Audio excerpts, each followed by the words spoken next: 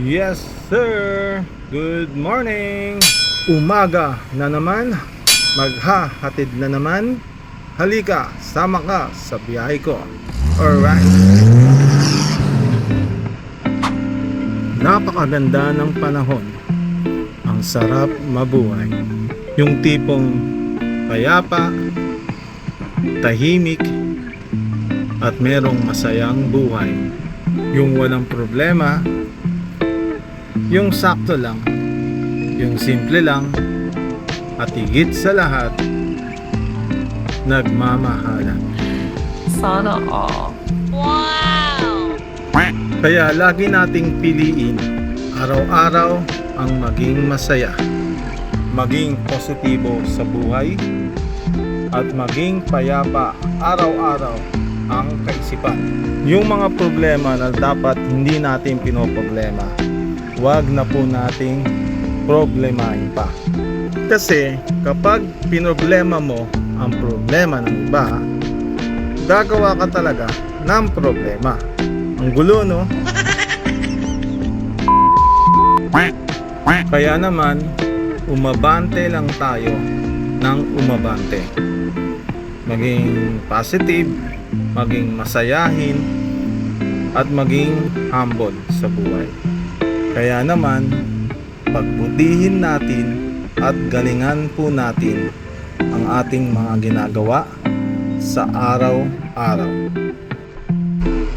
Alam natin na hindi talaga perpekto ang ating buhay. Nakakagawa rin tayo ng mga mali sa buhay, mga desisyon na mali. Ang sabi nga, di ba, when God gives you a new beginning, don't repeat the old mistake. Wow! Kaya magpatuloy ka kahit hindi kasing bilis ng iba. Ang mahalaga, umuusad ka. Lagi po nating tatandaan, palaging may bagong araw. Kaya simulan mo itong muli.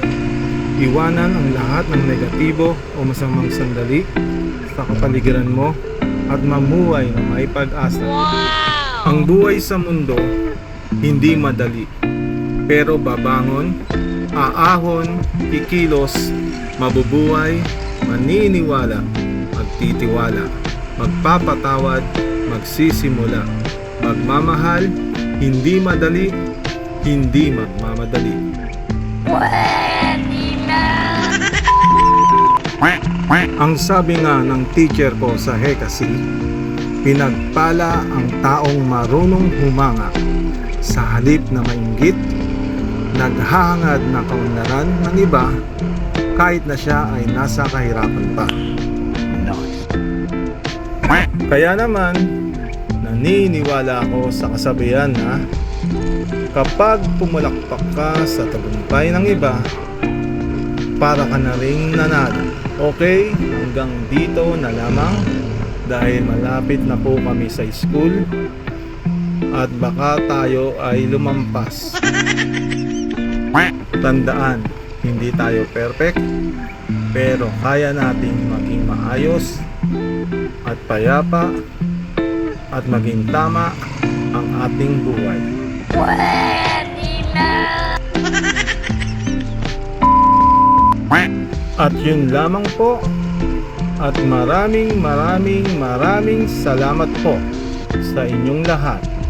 This is MJ31 at your service.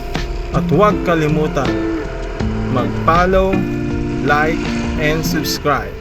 Okay, maraming salamat. Hanggang dito na lamang. Ride safe. God first. Ingat.